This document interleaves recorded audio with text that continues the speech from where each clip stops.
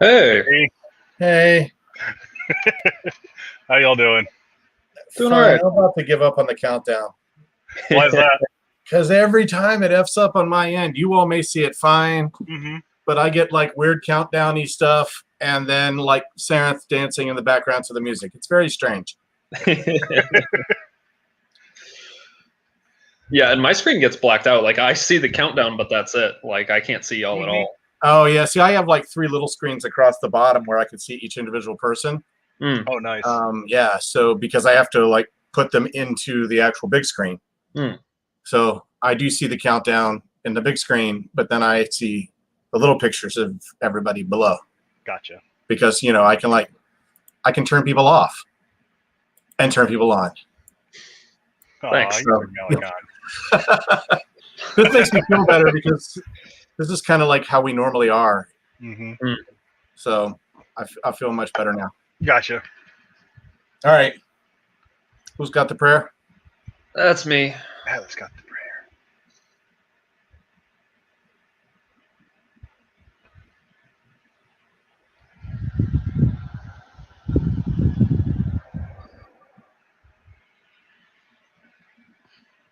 Hail to Angrabotha, Loki, and the Outsiders.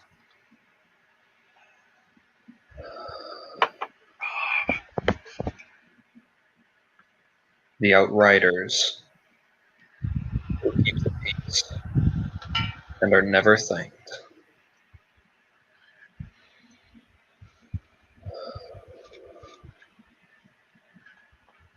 Whose jobs are many and praises few. Thank you, Holy Ones.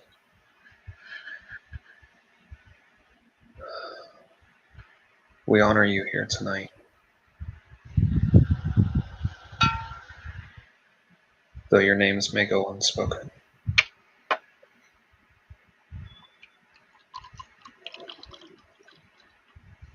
Pack warm you and keep you, outsiders. Thus to Ohio. That's to Ohio.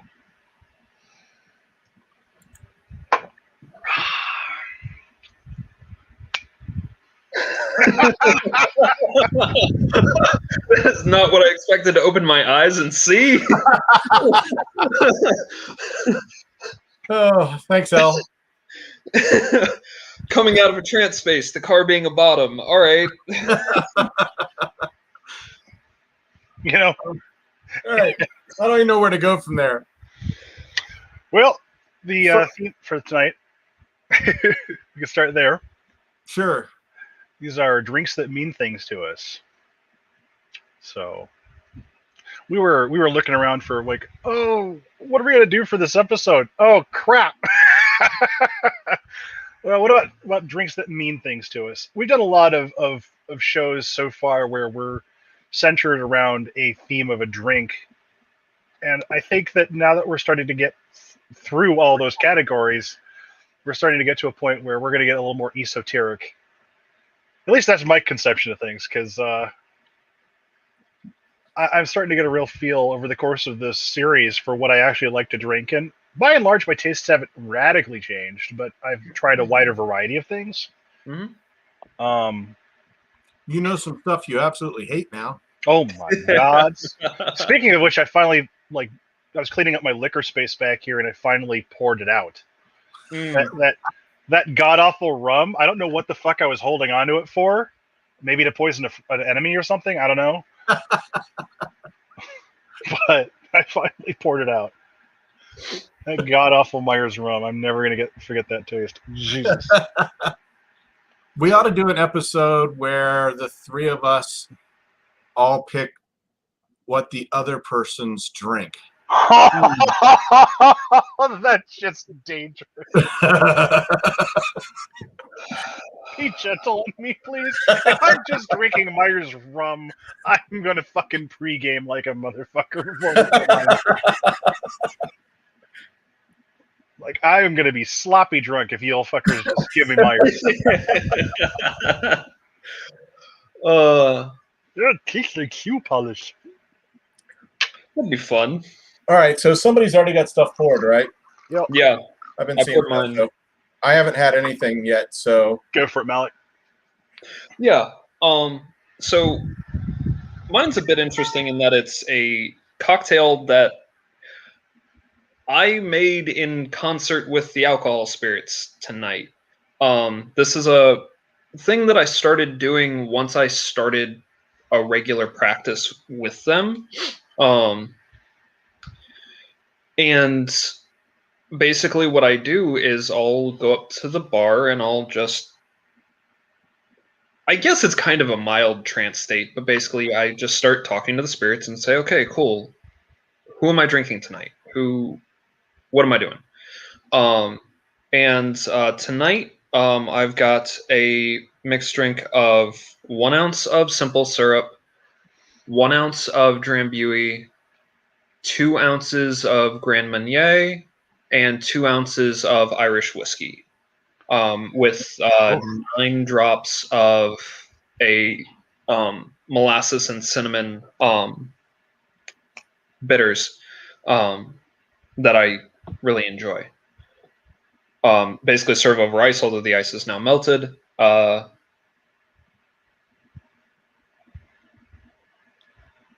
And it's really fucking good. Every time I've done this, I've never had a drink come out bad. In fact, they've all been really, really good cocktails every time I've made one, and they're always different. I mean, obviously, depending on what goes in, but like they're always pretty significantly different, and never something that, like I've had before. Like I have no fucking idea what to call this, where it came from. It just, there we go. It's pretty fucking good. it's time to come up with a name. I have to come up with names for new drinks all the time. Let me think on that. Okay. Elle said we should do the episode where we all pick each other's drinks after we can all get together, so that you have no idea what it is when you walk into it. That's a good idea. So each of us bring 3. We don't tell the other people what they are. And then just like pass to the left. Hey, this is what you're drinking tonight. Yeah, pass the Gucci to the left-hand side. Exactly. It's like Uno, but more dangerous. Yeah. Which means we all have 9. But oh Jesus. Josie asked, do you keep the recipes? No. But which is kind of odd, because like you'd think I would remember them, but most of the time I'm like partially tranced out by the time I'm drinking them, or especially by the time I'm finished with them. So it's like, oh, memory is a thing that I don't really have right now. And but yes, yeah, Josie said you should. Agreed. Absolutely. I should probably start writing the them down. difference between professionalism and amateurism is writing your shit down. It's also just the difference between fucking around and science. So, you know. And then you can release the tranced out mixology book. Yep. Making spirits with spirits. Damn it. Thanks for handing me more work. You're welcome. Cool. Making you do it so I don't fucking have to. You're the one who brought it up. Yeah. I did bring it up. That you did. You're not wrong. Spirits. Yeah. Yep. All right, I gotta put that in my phone before I forget. No, that's cool. I'll just throw it to you on Discord. I have a feeling you've been pinged already. Not by us. Oh yeah, no, that was that was hey motherfucker, wake up. Yeah, so I have a feeling that whoever it was that pinged you is not going to leave you alone about it anyway. You're welcome. Thanks. All right, Sarenth, what do you got? I have a good old favorite of mine, Viking Blood by Dansk Mjød. I love this stuff. I love the bottles they come in. I really like reusing the bottles they come in. Right. These are among the first bottles I ever put finished mead into, so there's a lot of meaning behind when I buy one of these. Besides it being my first mead, besides it, all the connections with Othin, Kvasir, so on and so forth, down that line. it's just a damn good. It's a comfort mead for me. I know what I'm getting. I know it's a good quality, and it's got all the right notes that I really like because it's got just that little bit of bitterness from the hops. It's got a little bit of sweetness from the honey, and it's got this really nice interplay of all these different flavors, and it conjures up all these relationships I hold. This is probably one of the oldest alcohols that in terms of my offering, that I've made. So it's just, for me, there's just so many layers of meaning there, and it's just a really powerful drink for me. I can jump into trance pretty well with one of these, and I've already drank like 3 halves of these. So good. So you're getting a good start. I'm on a good start, yeah. Yeah. But I ate before I came on the show, so I'm doing pretty good, actually. There you go. One of their meads, not the Viking blood, but the I'm gonna butcher this. Klaposter mjod, I think, is how it's pronounced. Is the first mead I ever had. That's not a bad one. It's not my favorite, but it's not bad.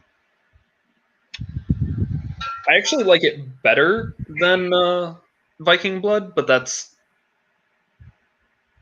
one. I should probably try Viking blood again, but I've just never had a good experience with it. That's fair. No accounting for taste, like it is what it is. Different strokes for different folks. Mm-hmm.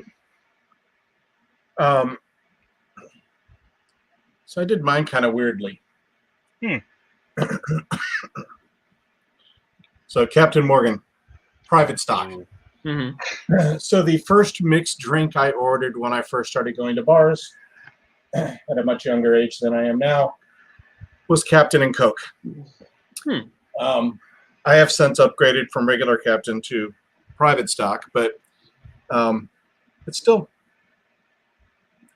a spiced rum. Mm-hmm.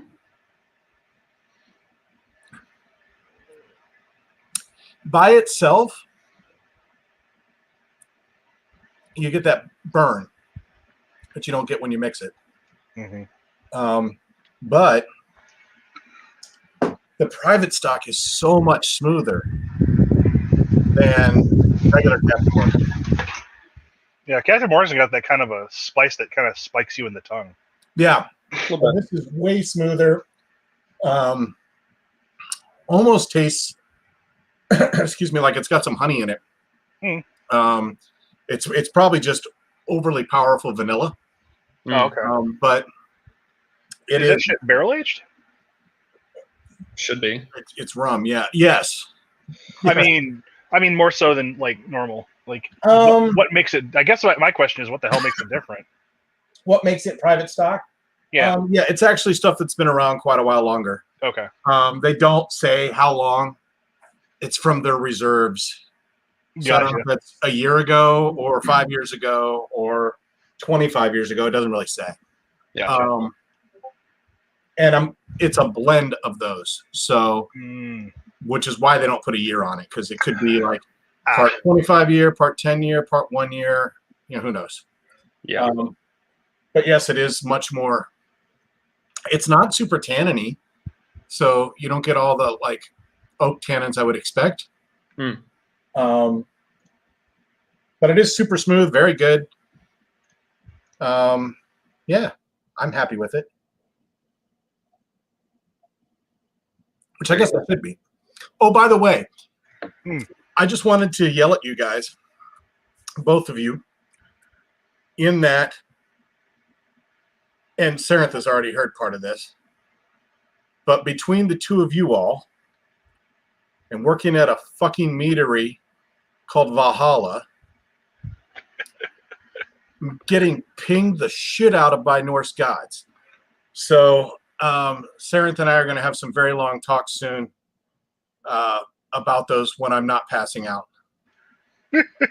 You started naming drinks after them. I did, and I do pour out a mead every night that we're open to them as well, while blowing a horn. And yeah, I mean, I guess you're not really opening the door so much as knocking the fuck out of it with a big iron mallet going, hey, you guys! So you're literally already offering to them. What the fuck did you think was going to happen? But I don't blame the meadery or Valhalla. I blame the two of you all. Fuck you! You know what? Cool. I'll take that credit. Yeah, sure. Fuck yeah. Yep, totally our fault. Uh-huh. So, yeah, so Sarenth and I've already talked to Ode a little bit, and then I texted Sarenth one night and then promptly fell asleep and got like 12 pages. He gave me the equivalent of meh. So, do you know who's knocking on your door yet? No, not exactly. Thank you, Melkor. Melkor says, "Rest in pieces, Car." Yeah, that's depending on who is knocking on your door. I have no idea why they're interested in me, Josie. Yeah, Eleanor, and Car, you did this to yourself. Yeah. So, yeah, I mean, I thought, like, you know, doing some kind of offering to them would make a whole lot of sense. It does. But Josie gets my drift. Josie, blame the Odinsons is usually a fair bet. I mean, you're not fucking wrong. So, yeah, between you guys and that one over there in the room, who is part of my family, biologically, instead of part of my chosen family. And don't forget Finn. Right. Right. Yeah. Say, yeah. No. I mean, I guess I talk to Finn every week, but look, a big thing with the Norse is, hey, come meet my family. So what did you think was going to happen when you started hanging out regularly with a bunch of Odinsons? Like, hi, have you met Dad? You fucked around. You found out. Right. So, just fair warning to everybody who's watching this: if you're not in tune with the Norse gods now, you probably will soon be. Yes. Also, I mean, they get around, like, come meet my family, come meet my kids.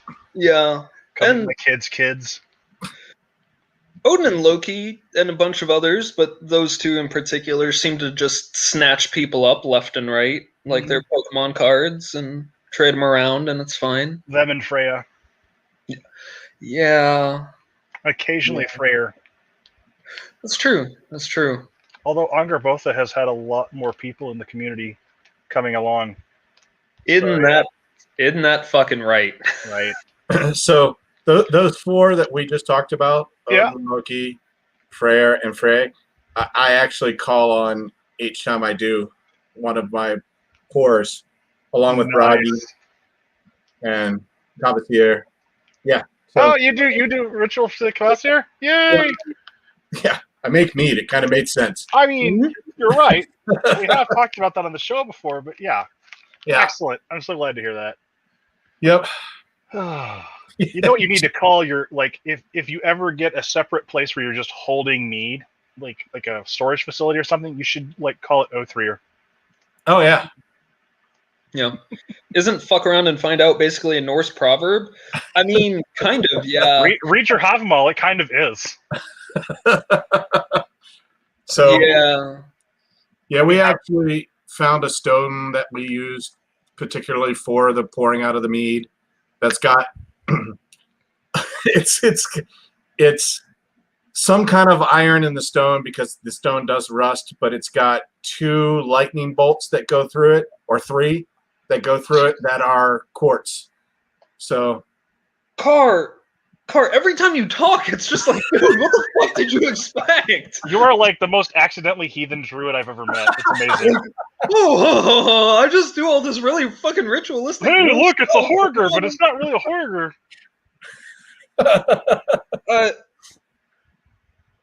Even your yeah. I want to see this stone. I want to offer this stone. That sounds fucking amazing. Oh yeah, I'll take a picture of it when I'm over there. OL. None of us are ever ready. Like, I've shared on around Grandfather Fire, and I'm sure through Pagan. Yeah, I did for our simulcast. I did talk about how I got snatched up by Odin. I used to be a ceremonial magician and priest of Anpu, Anubis. Yeah, that was 16 years ago. Yeah. Josie says, so I know I said something about if you start at the bottom, the only way to go is up, but Car just keeps digging. Like a good dwarf. Hey, that's somebody you should develop a relationship with. And Vari, you do a lot of work with craft and money. Yeah. Yeah. That is Thor written all. Yeah, no shit. The stone, yeah. Yeah. Bunch of iron and lightning bolts of quartz through it. Yeah, that. Yeah, it's the first time I've ever seen a stone that rusts. That's wild. Yeah. I got to see this now. And it literally came out of the land that's the brewery is on. My fucking gods. So you got the land spirits, they're happy. You've got the gods, they're happy. The ancestors are certainly fucking happy. Oh my god, Scar. My dude. Yeah, you guys need to come over and visit. Seriously. We have a visit scheduled for what, the end of this month? Yeah, I think so, but that's... I know, it's too far away. Yeah. I gotta get my fucking vaccine still. Oh. Yes, you do. I'm already post the 2 weeks period, so I'm immune. Oh, nice.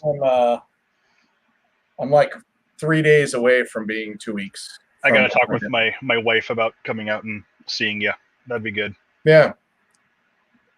Ain't happening this weekend because I got an episode this weekend, but yeah, that'd be cool.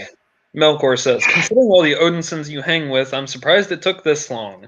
I mean, honestly, it probably didn't take all that long. I mean, this is the same person that's been broadcasting with Ode, living with a witch and a heathen for how long now? I mean... a long time. Yeah. Some gods reach out to family members, some don't. The Norse are definitely a, hey, you've got family. All right. What's next on the list there, whoever started Sarenth? Yeah, hang on. So I finally went out and bought a KBS because y'all were talking about it so damn much. Oh. So I saw this on the shelf and went, oh shit, that looks really cool. I got to preface this with, I had to ask certain spirits for permission to buy this because of the ingredients that are in it. So I think I've talked about this on EGF. I don't think I've talked about it on 3-Pack or here. I have a deal with cacao spirits. A while back, there was a couple of people that came from South America. One of whom is Mayan, or Aztec. I can't recall which. My brain is kind of Swiss cheese right now. Sorry. It was Mayan. And one of the things they do is they have 3 drinks for 3 different classes of people. So we did what was called a cacao ceremony. And she made traditional hot chocolate. And she did it for the 3 classes that would have been served to: the servants, the warriors, and the kings. And let me tell you, as a diabetic, that was intense. Not just because of the ritual prep that went into it, because we got cleansed and painted. Like, there are photos on Facebook somewhere around where I'm actually all painted up like the rest of the people in the picture. It was a very beautiful ceremony, a wonderful, wonderful ceremony. And one of the things that came out of it for me was a deal with the cacao spirits that they would help me manage my sugar if I kept certain taboos. And some of these taboos are, I am not allowed to eat chocolate that is made with slave labor. That I know is made with slave labor. Like Hershey's, I can't have Hershey's, period. Right. So the safest bets and their guidance for the time being is, if it says, like, it has that rainforest tag on it where they've worked with local populations to make the cacao, that I can have. If it's organic, I can have it. But anything besides that is verboten to me. So I have to every time I see something with chocolate in it, I have to talk to the cacao spirits to get permission. So they gave me permission to have this tonight. So I'm very thankful to them. Thank you, cacao spirits. And this is a Founders KBS. And it's a flavored stout with an ale brewed with chocolate and coffee. And it's been aged in oak bourbon barrels. and I've heard y'all. I think you've drank this before, and I couldn't find it at the time. I want to say one of y'all had for a show. I had the maple one, the Mackinac fudge one. Okay, yeah. So it's funny. Sometimes the cacao spirits are a little more lenient, depending on if it's, say, a holiday or somebody's birthday. But generally speaking, they're fairly strict about what I can and can't have. Well, the good news is we have Atakun Heritage Cacao in our building, which is direct trade with the farmer in Honduras. Oh, wow. And so I currently have 2 pallets of cacao sitting in my building. Very nice. Would you like for me to save you just some raw beans? Yes. Okay. Done and done. So this is my first time having this. And that's why this drink has meaning for me, because the cacao spirits have given permission. It's something that I've been really interested in trying for a while, and so yeah. Sometimes just the process of going through all the work just to see if you can try something is worth the effort, even if I don't like this. Ooh, it smells nice though. Oh my God. Looks like a bomber too. Yeah. Yeah, what year? Oh, fuck, I don't know. Hang on. Should be on the bottle. Yep. 2019. Okay. Oh. They didn't do bombers last year. I don't think they're doing them this year. So, like I said, my liquor guy gets me the hookup for a lot of really cool shit. He still has Abyss on the shelf. I might have to get some for you guys. Yeah, you might need to. From what I understand, most places. Oh my God. That is like drinking an alcoholic. I mean, I know it's an ale, but it really, really reminds me of a mocha. Mm-hmm. Damn. Plus all the wonderful barrel aging. Oh my gosh, that is really good and subtle. There's complexity that if you let it sit on your tongue, you get. It's really kind of acid up front, but it's got all these flavors that come along with it behind that. It isn't acrid. It's just high. And then there's this. Are you drinking it cold? Nope. Okay, good. I very frequently drink any of my drinks chilled. The only time where I think you've actually seen me drink chilled drinks is when I'm mixing them. Right. And they're horrible mocktails like the potato water. Still, you don't like olives, and you chose a dirty martini. I try things for this show. It's like the old saw we have around this house. You got to try it at least once. And I have found out I really fucking don't like dirty martinis. On the other hand, KBS. Damn. Now that you've had KBS, you need to try CBS. Yes. Which they keep saying, oh, this is the last year we're going to make it, and then making it the next year because, right. There's nothing like pumping up your profits by making artificial shortages. I mean, that too. And I think, honestly, there's possibly always chill your olive brine potato water.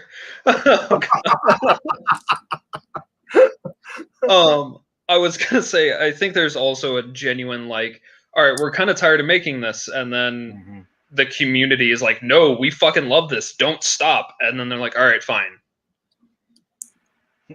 Don't stop, senpai. So the CBS thing, I don't think is because of that. No? No, because they don't make it that often. I mean, they'll make it like every 3 years. Yeah. Oh, goddamn. I think it's the time involved in it. What is CBS for those who don't know? I mean, like those who don't know, being me. It's Canadian breakfast stout, so it's aged in a maple syrup barrel. Yeah, it's basically they take the same recipe for KBS, and instead of aging it in regular bourbon barrels, they age it in maple syrup bourbon barrels, which is basically bourbon barrels that after they had the bourbon in it, had maple syrup in it, and then cleaned out and put the beer in it. That sounds fucking tasty. It really is. It's like even breakfast in a glass. Yeah, it's even sweeter than KBS. And some people don't care for it as much because it's sweeter. And that would KBS definitely be my mom. My mom can't stand too sweet of drinks. Yeah. Whereas I'm like, yeah. Give me. And if you're really lucky, you can find a tap house that has it on nitro. Oh, yeah. No, is it better on nitro? Yeah, both of them are. Why? Yeah. Nitro bubbles are finer, and they have a slightly different I used to know the actual like physics behind this, but basically the way that the bubbles function in your mouth, and especially because they're so much smaller, is makes the drink taste and feel smoother. almost like it's got like milk in it. Yeah. Kind of creamy tasting. Yeah. Really? Yeah. Mm-hmm. That's why nitro cold brew coffee doesn't need to have any lactose in it, because the nitro makes it taste like it has and gives you the mouthfeel of having milk in it. Yep. You know, honestly, I've had Guinness, the Guinness Nitro. Those were pretty good. The canned ones. Mm-hmm. That was interesting. I wasn't expecting it to be as smooth as it was. So I get what you're saying. Yeah. Because, like you said, it's almost milky. And like the classic like Guinness foam and the way that it bubbles up and stuff, that's because of the nitro. Like CO2 doesn't quite function that way, but the nitro does. Huh. Yeah. Yeah, and try to find a place that does straight nitro and not a blend. Mm-hmm. They got people who will blend nitro and CO2, and it doesn't have the same effect. Ah, okay. So you got to be careful about your bartenders. Yep. So we'll actually, in our new tap room, we'll have 30 regular taps and 6 nitro taps. That's really cool. That is really cool. Oh, wow. All right. Malek, I guess you're next. I only have the one drink tonight. Oh, okay. Yeah. Nice. So I made the mistake of one time after I had been ordering Captain and Cokes forever with accidentally saying Jack and Coke. And it ended up with an entirely different drink. This, as you can tell, is not straight Jack. This is Jack Daniel's Tennessee Fire Whiskey. So that'll add some pucker to your mouth. Yep. Just make sure you use the nitro. Make it creamy. So long as I'm on the bottom, it's all good. That's my portion. It tastes like, have y'all ever had cinnamon bears? No. The little bear gummies? No? Oh, that is not what I thought of when you said cinnamon bear. only if I had red hair. No, Carl, you're big enough and you got the beard. I think you could do a bear thing. It's fine. Yeah, but the cinnamon part is where I have the issue. Yeah. I just need red hair to go with it. There you go. I mean, if you really want to be Thor-like. Are you Thor? Well, it hurts.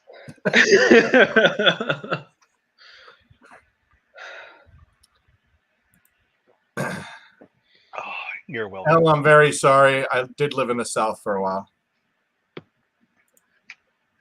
The accents come and they go. I don't know what to tell you. Isn't that funny how the brain works, where you don't even need to be in a place for very long and your accent starts adapting? Mm-hmm. Yeah.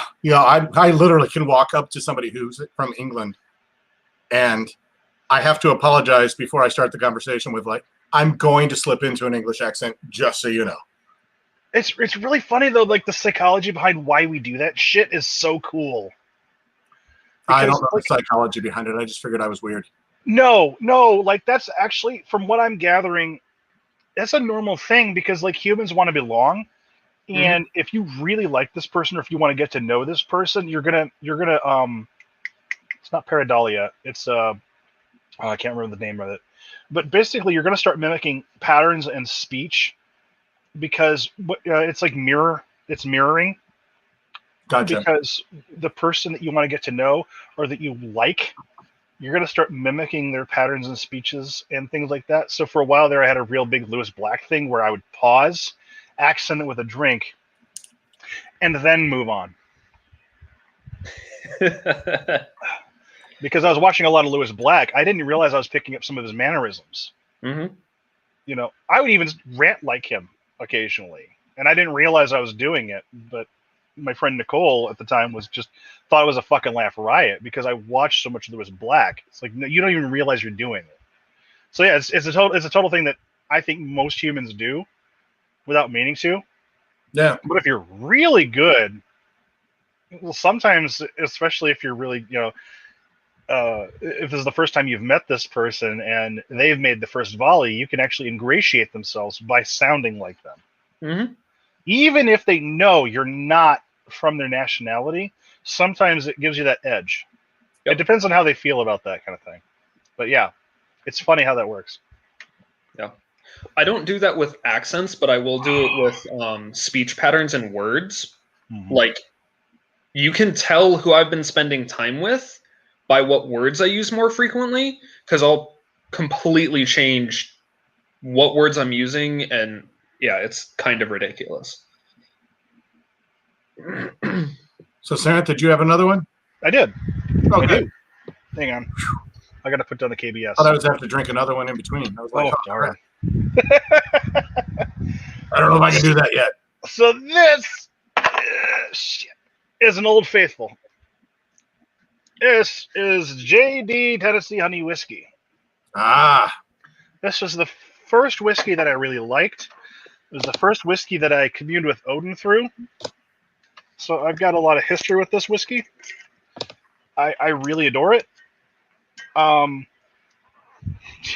Despite it being terrible for me, I love sweet stuff. Could you have found a larger bottle? No. But I figure I drink this stuff so much and I offer it so much. Right. So.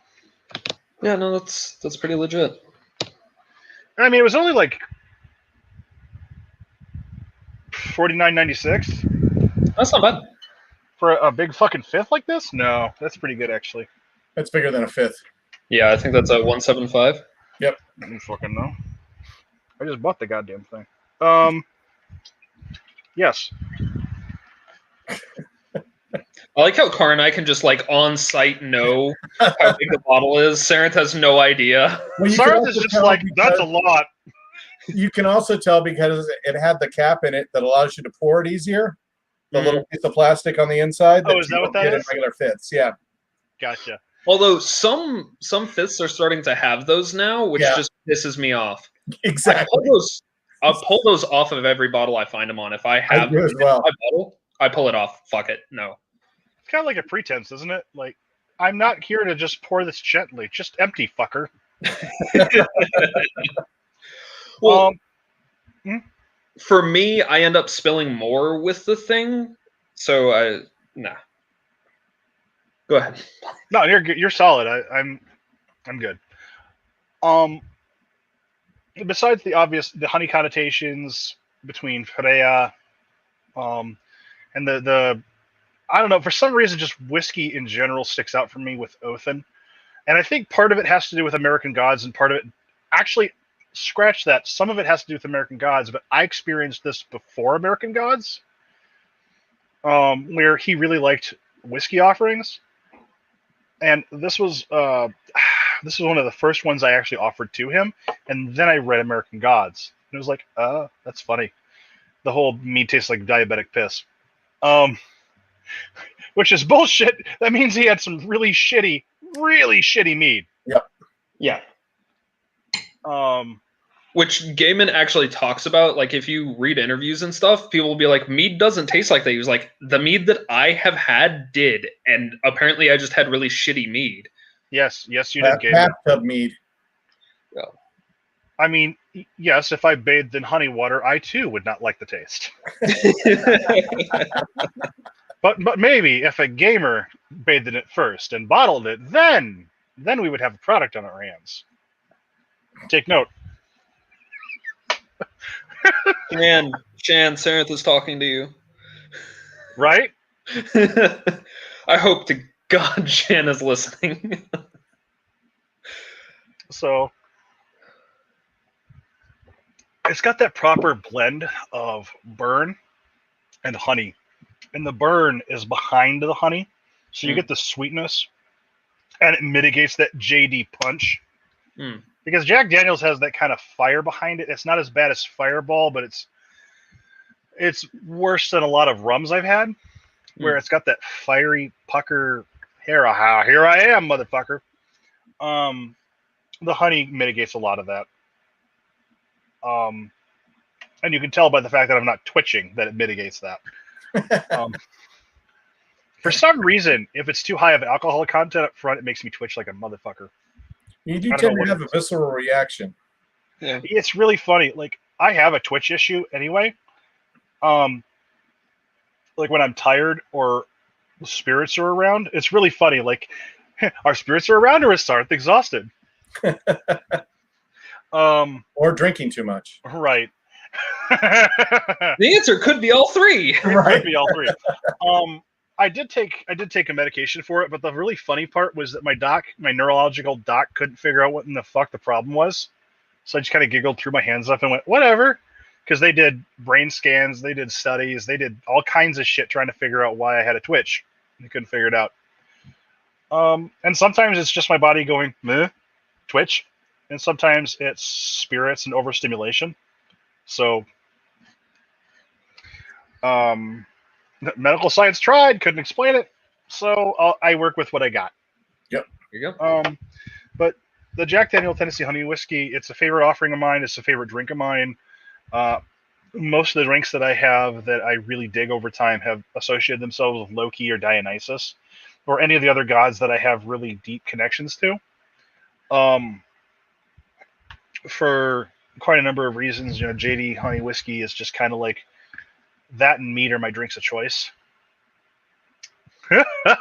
Shan says it was gamer girl bathwater. No one wants gamer guy bathwater. Shan, you're wrong. Sarenth apparently does. Like, come on. Do not put words in my mouth. Just put gamer guy bathwater in there. Shan. Glad you finished that. Instead of just put gamer guy in my mouth. Anyway, hey, taste the polygons. All right. So the last thing I got was Bombay Sapphire's Bombay Bramble. What the hell? Which is brand new. It just came out. Okay. Oh. It literally came out today. Look how, wait. Let me see that again. That's really pretty. That is pretty. It is a blackberry raspberry gin. A gin? Yes. Yeah. See, I know jack and shit about drink names. When I think Bombay, I don't think gin. Maybe I should. It's called British colonialism. Oh. Yeah. Well, that's sobering. Yeah. Time to drink some more KBS. So I got this because my grandfather, who was of British ancestry, made brambles a lot. And it was very important in my life, and we were looking for things that we connected to a lot. And so when I saw this, I thought of my grandfather. And yeah, so I was like, all right, I'm going to get this. And then I talked to Shad at Tiffany's, and he was like, hey, it just came in today. You should buy it. Wow. And come back and tell me what you think. I was like, all right, cool, I will. So you do get, I've already had a little bit of it. So you definitely get the juniper gin flavor right up front with a weird burn. So, a lot of alcohol kind of burns like towards the back of your throat. Right. This burns like right at the top of my throat, like even before it gets back to my vulva. It's kind of weird. So anyway, wrong word. Uvula. Uvula, that's it. Uvula. Hey, I'm on the bottom. What the fuck do you want? Hey, God, did you find the G spot while you were drinking? What? Yeah, maybe. Both is a completely different body part. Uvula. That's the word I'm looking for. You know, it's too bad we can't edit these fuckers. Anyway. No, and it's great because I was like going full into trance state. Somebody was talking to me, and then Carr said that, and I'm completely out of it. I was like, so that's it for this week's episode. We'll see you next time on Sweet Bacon on Tap. Oh my God. Uvula. It's okay because you know what? Even before I had that reaction, my first thought was, "Damn, Carr, you just became a heathen. Becoming a vulva is just like that's like 20 steps that way." My dude, you don't need to go that hard, that quick. All right. Whew, I just downed all of that, so it's all gone. So that was really important to me about my grandfather, but you know, I guess it doesn't matter anymore. So no. Okay, seriously, actually, I had a question about brambles. Yes. What makes a bramble? What's involved in it? What do you need to have? So Bombay gin, and then it is blackberry and raspberry flavored. Ah, okay. Yeah. Okay. Bombay Sapphire is the name of the brand. Yep. Ah, okay. Sorry. And this is actually called Bombay Bramble, not Bombay Sapphire. So right. Bombay is the brand name. Sapphire is one of their gins. Correct. Yep. Gotcha. But it's super yummy. Does take too much. Gemma just say if it's my vulva, I've had too much to drink.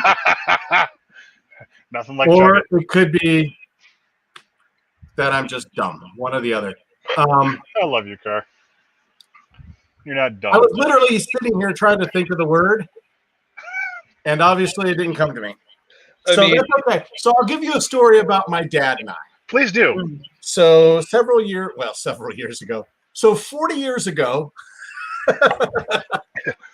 I was riding around with my dad. My parents were divorced. And so I'm sitting in the back seat of the car. He's in the front with his girlfriend at the time. And I was chewing gum. And he started to get angry at me because he could hear it. And so one of the things he had always said to me when I was young was, don't chew your food like a cow chews its cud. Not what I said. I'll let your imagination take control from there. So, as a 10-year-old whose father was in a Southern Gospel quartet. Nice. And whose mother was the minister. Yeah. Oh, my gods. They should have known I was going to be a pagan at that point. Yeah. I mean, yeah. Wow.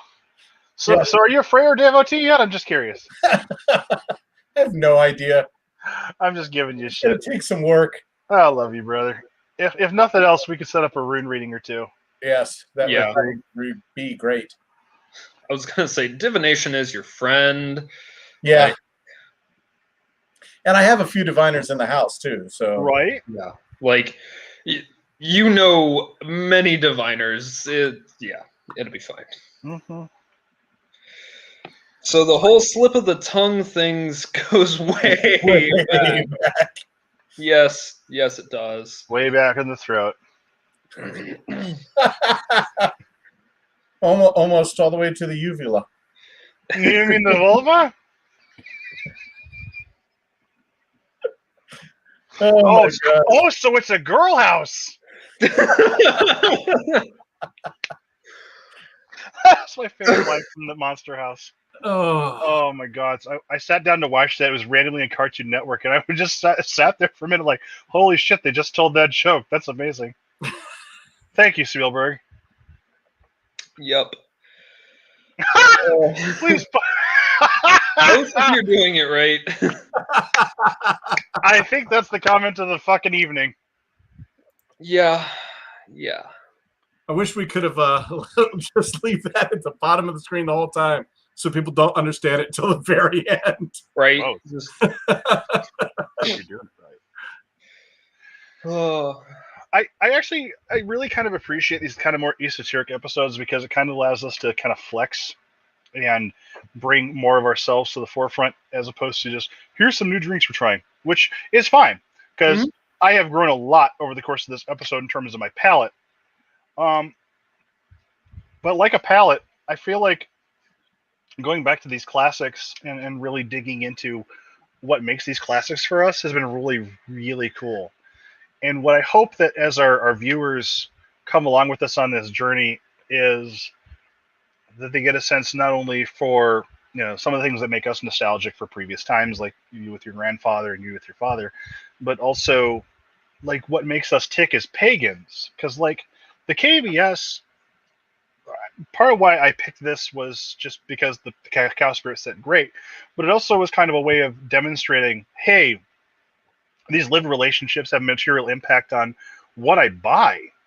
And that's important. How I live, what I do.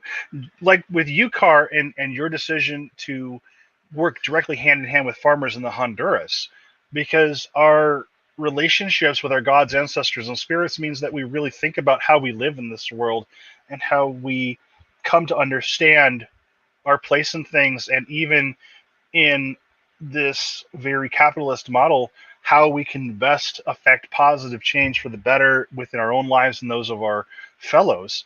And this fellow in particular that you're affecting very positively lives half fucking world away comparative to where we're at right here in Michigan. And that's huge and should be commended. Like seriously, that's a hell of a reach, because most people wouldn't do that. Because it'd be a question of, where can I get the cacao the cheapest? Right. Which is the simple answer, the easy answer. The system makes that easy. The other thing is we flew the farmer up here to teach us how to make chocolate. How beautiful! Yeah, I'm not just blowing smoke up your ass. That's really fucking beautiful that you actually did that. And then I get to go down, I think next month or May, or this month or May, to teach them how to make mead the way we make it. So it's a cultural exchange. Yes, exactly. Yep. Car.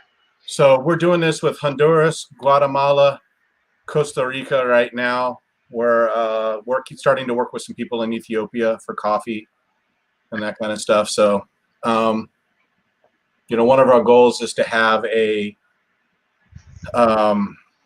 incubator space here in Kalamazoo where people can develop their products, but we want to develop that not just with people in Kalamazoo, but have them develop those kind of relationships with growers in other countries for whatever they need. So we're super stoked. We're bringing in lots of interesting things. I just brought in 30 pounds of vanilla beans. So if you play this right, you could revolutionize Kalamazoo's entire infrastructure in regards to how it deals with suppliers. That's not small. Right. I mean, that's an entire city full of confectioners, bakers, cooks that you could seriously revolutionize how they interact with the base ingredients of what makes their products great. Because sure, they can use off-the-shelf products from, say, GFS, or they could make their products premium and go in this much more healthy, careful, and sustainable direction with their producers. Yeah, that is no fucking small feat, my friend. We're working on it, getting it all put together. The big thing for me is going to be honey. It's going to probably take me a year or two to find enough suppliers for what we do, but we are working on that as well. Yeah. That is sorely needed and excellent. Thank you. Like, and it's not just because you're my co-host. Like, it really gladdens my heart that you and your company are actually doing the work of sourcing this, because that is not easy. Yeah.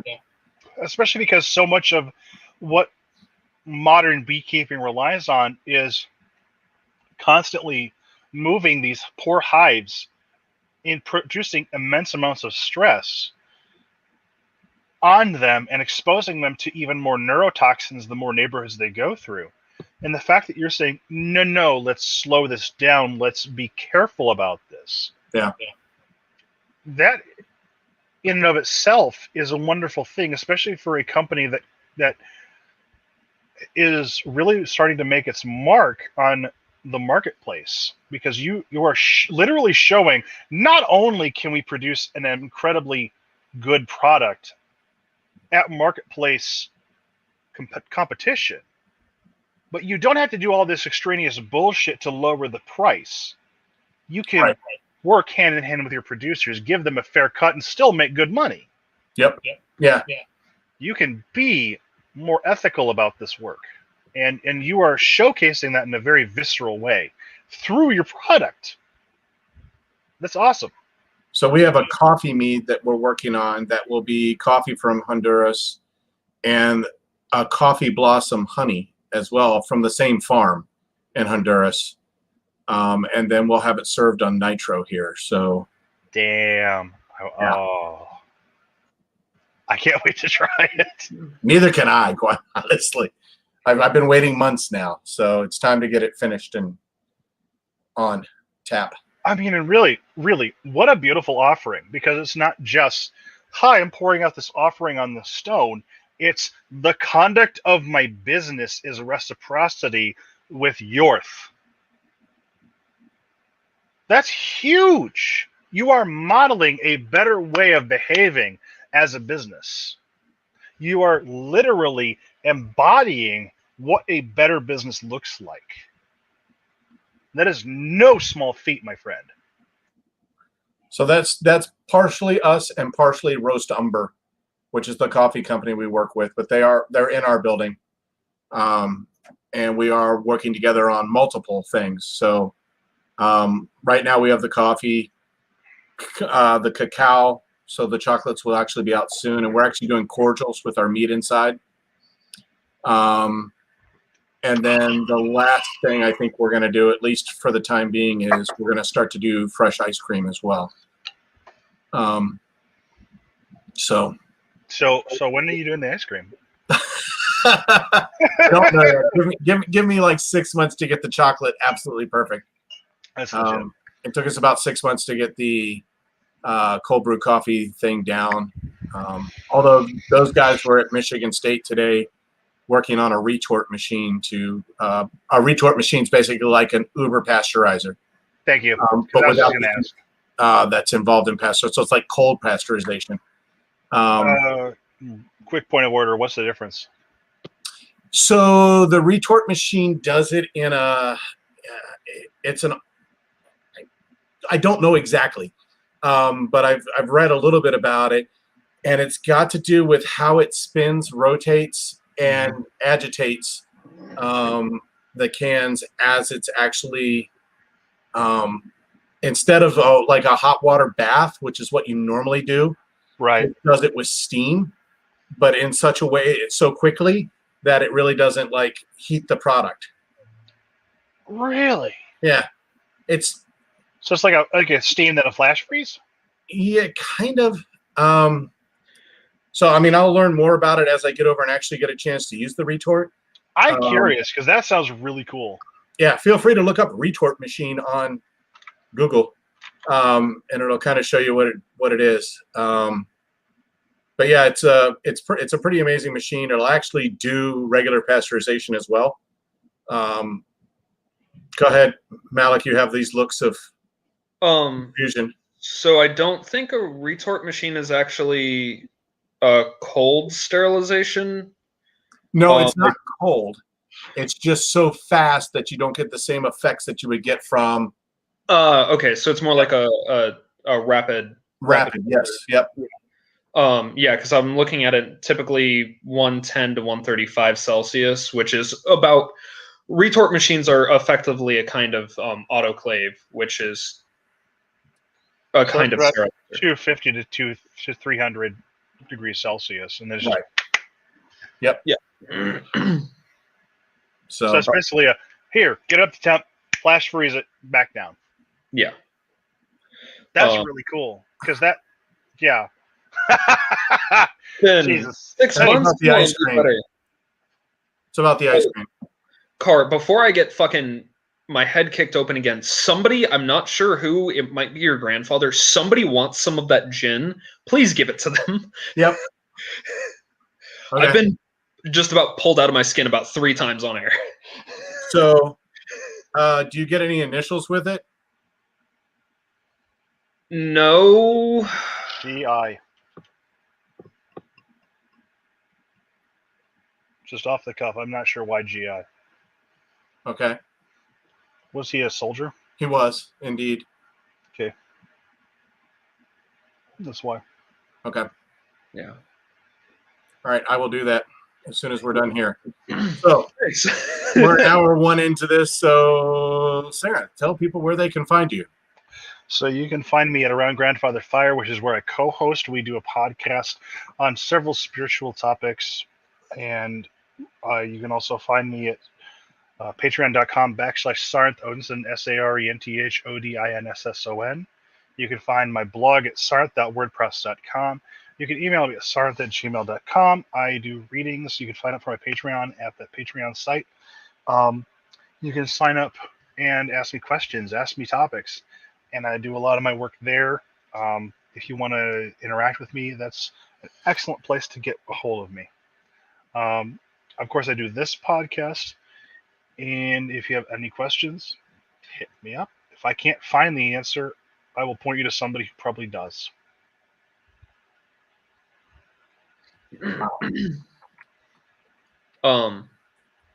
Correct. Sorry. Malek, where can people find you? Yeah, one sec. I am trying to do a thing. Please let me talk. Thanks. That wasn't to y'all. You can find me at malek.home.blog, malek.home.blog. That's my blog where I talk about heathenry and pack magic and various other things. If you would like to request that I rant on a topic on my blog, you can find me at Patreon/Malek Odinson. You can very occasionally find me on TikTok at Malek Odinson, although I'm very rarely on. I'm thinking about coming back to do some more stuff, but it's a lot of work to do that, so I mostly don't. I'm also on Discord either as some variant of Spookwolf or as Malek. You can find me on our Discord, AGF Discord, a couple of other places. And before I forget, let me read off our patrons. Yay! Really quick, your TikTok point made something kind of pop up in my head. If you folks can, please spread the word about the Line 3.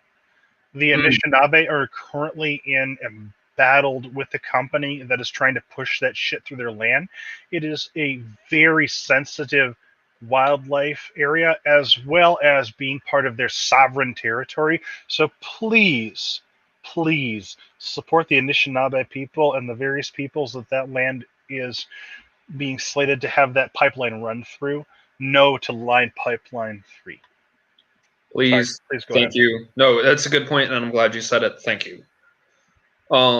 At the taster level, we have Melkor and Josie. At the half pint, we have Emily Hall. And at the pint level, we have Charles Howison, L. Faithful, and Ganessa. Thank y'all so much. You genuinely make this show possible. Yep, it's true. Okay, I guess you can find me if you Google the number 3 pagans and a cat. You can also do that. Find me by Googling the number 3 pagans on tap, and that'll give you everything that I'm involved in. There you go. That's pretty much it.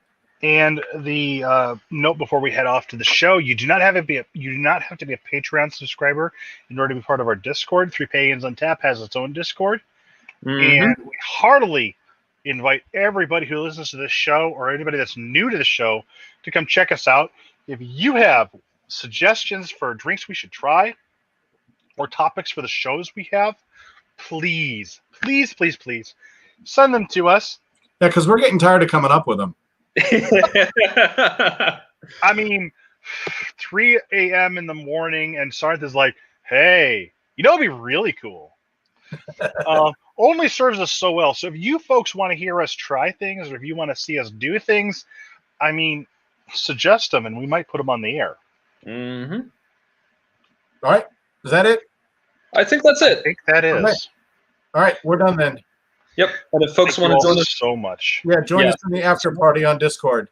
Indeed. I've already queued up my meats, so I will see you all there.